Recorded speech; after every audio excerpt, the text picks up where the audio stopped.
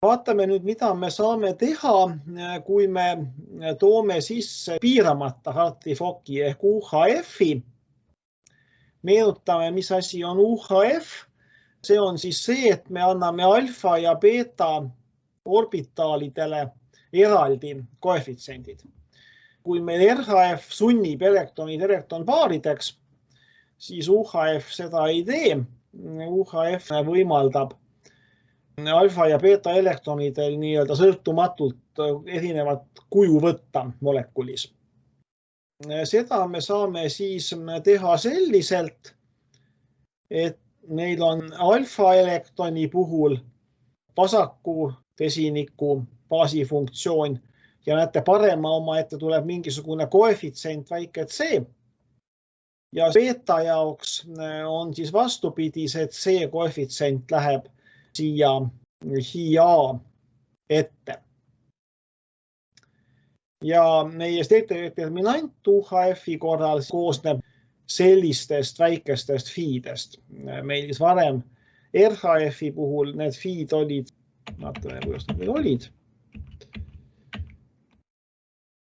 olid siis vastavalt lihtsalt siduv ja lõdvendav, ehk nad olid ainult HiA, HiB ja HiA miinus HiB, siis nüüd on meil HiA pluss C korda HiB ja C korda HiA pluss HiB. Ja alfa beta tulevad juurde. Ja me saame siis sellele C-le leida optimaalse väärtuse. Kui nüüd C on 1, siis on meil tagasi RHF-i juures, eks ju, siis on meil täpselt HiA pluss HiB ja siin samamoodi. Aga kui me nüüd venitame oma sideme pikkust pikemaks, siis sellel C-l on nüüd uus variatsiooni koefitsient, me saame täiendavalt oma lainefunktsiooni lisada paindlikkust ja me saame siis vastavalt ühe elektroni koondada täielikult siia vasaku aatomi ehk HiA peale ja teise elektroni koondada siis HiB peale ja siis vastavalt siis beta spinniga ja C muutub meil siis sujuvalt nulliks. Et see võimaldab korrektset homolüütilist dissotseerumist.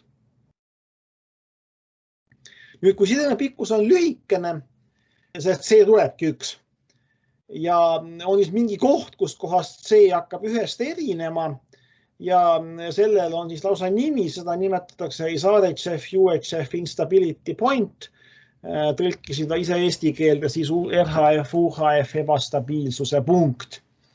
Et see on siis mingi kaugus, kus kohast see C hakkab erinema ühest ja see ei ole mitte kohe geomeetria miinimumi juurest, aga natukene eemalt.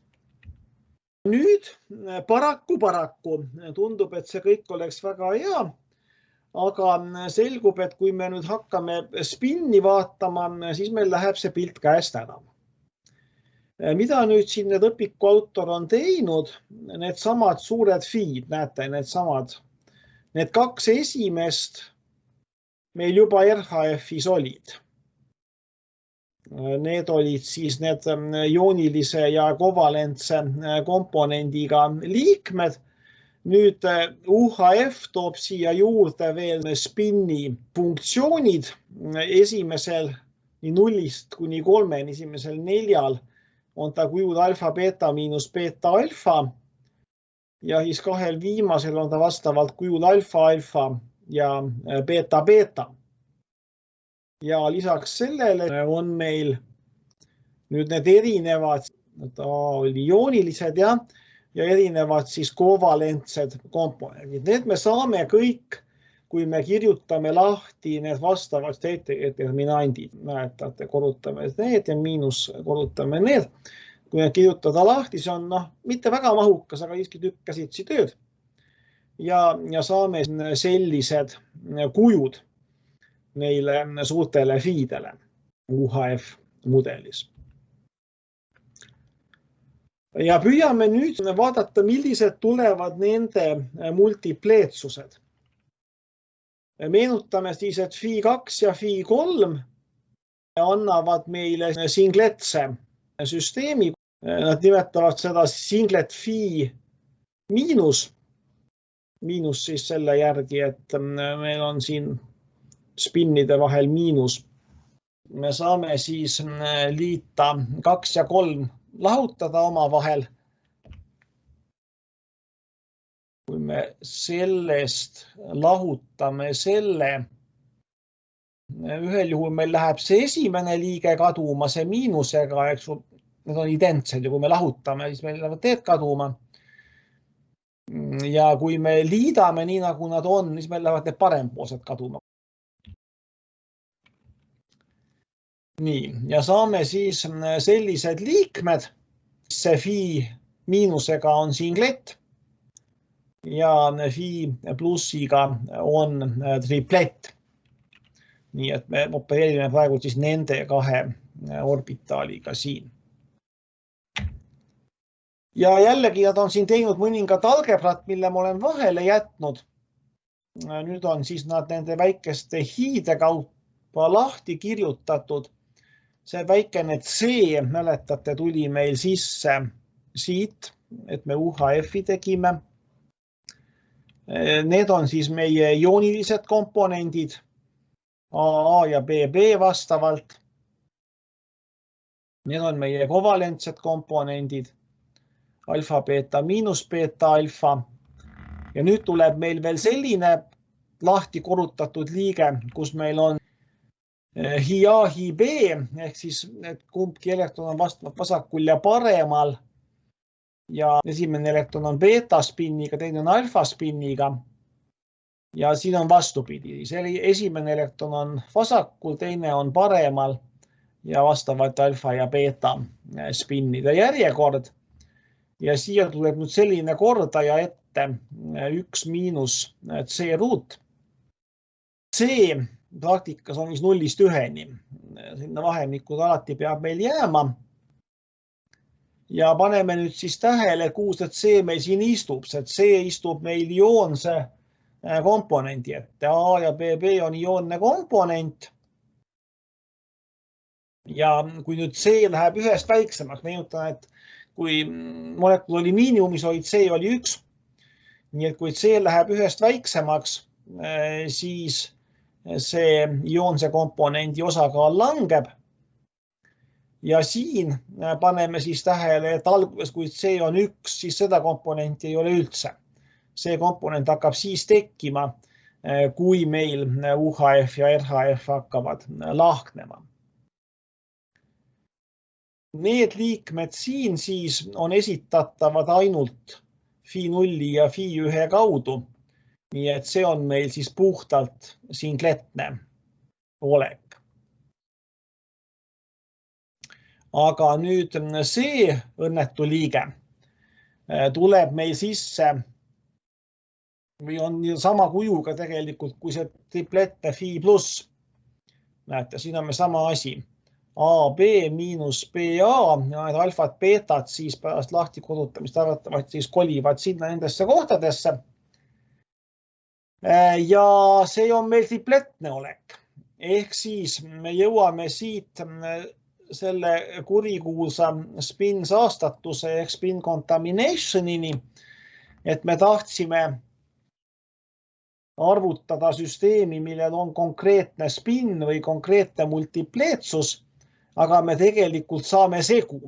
Me saame siis segu singletsest olekust, kus kõik elektronid on paardunud ja tripletsest olekust, kus siis antud juhul elektronid on siis paralleelsete spinnidega.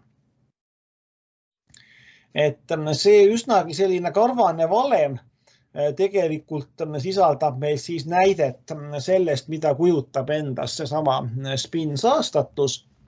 Et võite veel pärast, kui aega on, slaidid laadige omale alla ja võrrelge neid liikmeid ja seda liiget ja kui tahate detailsemalt tuletuskäike, siis võtke see õpik. Me oleme otsaga tasakesi vist 11. peatükki jõudnud. Emmas kummasta meil on, kas 4. või 11. Et saate siis sealt ka veel vaadata. Nii, see on kordus sellest samast valemist ja sellest, mida ma juba rääkisin. Kui C on 1, siis on meil tegemist puhta singletiga. Kui C läheb 0-iks, ehk siis meil on molekul ära lõhutud, siis iooniline komponent kaob ära, see on tema ees 0. Meil jääb kovalentne komponent siin ja veidi teistsugune kovalentne komponent seal. Ja kui C on tõesti 0, siis on siin kordaja 1 ehk need kaks on omavahel võrdse kaaluga, mis siis tähendab seda, et meil on küll nüüd kumbki elektron oma atomi juures, selles mõttes on meil dissotseerumine korrektne, aga me ei oska öelda, kas ta on singlett või triplett, mis on muidugi füüsikalises mõttes jällegi mõistlik. Kui meil on kaks elektroni kahe tuuma juures teineteisest kaugel, siis on tõenäoliselt, nad vaatavad samale poole või et nad vaatavad eri pooltele. On ju võrdne, eks 50-50. Nii et ta tegelikult kirjeldab füüsikalist reaalsust mingi mõttes väga õigesti. Kaks teineteisega mitte seotud vesinikku ongi tõenäosusega 50% singlett ja tõenäosusega 50% triplett. Nii et mingis mõttes on see väga loogiline, aga millegipärast kvantkeemias meeldib inimestele rääkida, kvantkeemia programmid opereerivad tavaliselt konkreetse multipleetsusega. See siis selline nagu teatud mõttes vastuolu. Ja me ei saa siis nagu määrata talle mõistlikult seda spinni, mis jällegi füüsikaliselt on mõistlik, aga millegipärast ilmselt tahavad seda teha. Ja kusjuures vahepeal, kui meil see side on parasjagu katkemas, ta ei ole veel lõpuni katkenud, siis on meil siin mingi osa korrelatsiooni energiast ka arvesse võetud. Siin on siis üks õpikust võetud joonis, kus on siis kõigepealt täieliku CI, mis siin on sideme pikkus. Siin on siis sideme pikkus ångströmites ja siin on energia, kilojoulides suhteline energia ja nullpunktiks on võetud eraldatud aatomid seda puhku. Eraldatud aatomitega võrreldes pidev joon, mitte punktiir, on siis täieliku CI oma, näete, ta annab sügavama miinimumi. RHF ja UHF siin miinimumi piirkonnas, kui te nüüd tähelepanelikult vaatate, on side natukene lühem. Mäletate, me rääkisime, et RHF annab lühikei sidemeid. Alguses, kui me hakkame sidet venitama, nad kulgevad kenasti koos ja näete, nüüd siin kusagil tekib see ebastabiilsuse punkt. See on siis see koht, kus RHF ja UHF lähevad lahku. UHF koondub õige energia juurde, ehk kaks vesiniku aatomit. Ja RHF koondub mingi tunduvalt kõrgema energia juurde, et pole seda pilti isegi lõpuni joonistanud, nagu näha, ta siin veel jätkab tõusmist. Kusagil siin on 3 ångströmi all ja on juba 400 kilojouli. See on niisugune paras tõsine keemiline side. Umbes sama sügav, et full CI annab meile ka umbes 400 millegagi, nii et on juba teist sama palju peale ja pole veel ära koondunud kaugel sellest. Et siis RHF-iga sidet lõhkuda on väga kahtlane tegevus. UHF ei anna numbriliselt õiget tulemust, eks ju, full CI annab parema tulemuse, aga ta kuju on mõistlik.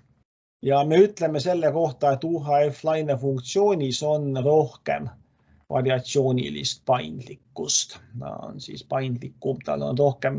See üks C-koefitsient tuleb juurde, sellest tegelikult põhimõtteliselt juba piisab. Võime ka öelda seda, et UHF sisaldab rohkem nii-öelda biradikaali, ehk siis sellist olekut, kus meil on elektronid, ei moodusta paari, on kusagil molekuli eri otstes. Ja selgub, et mõnda molekuli on ilma selleta raske modelleerida. Osoon on niisugune klassikaline molekul, millega siin kvantkeemia algusaastatel kõvasti vaeva nähti ja ei saadud aru, mismoodi temaga õigesti tuleb ümber käia. Ja üldiselt see biradikaalne komponent ongi siis oluline ainult venitatud sidemete korral ja just nimelt siis, kui me tahame keemilist reaktsiooni modelleerida aktiveeritud olekut, siis on see teema oluline. On öeldud isegi, et võib mõnel juhul UHF-i pealt ehk tekkida lokaalne miinimum. Ma vaatasin uues õpiku redaktsioonis, on isegi üks näide sellest. Tulemus on siis see, et UHF annab reeglina madalamaid aktivatsiooni energiaid aga nad võivad olla tugevasti spin-saastatud, nii et nende täpsus ei ole hea.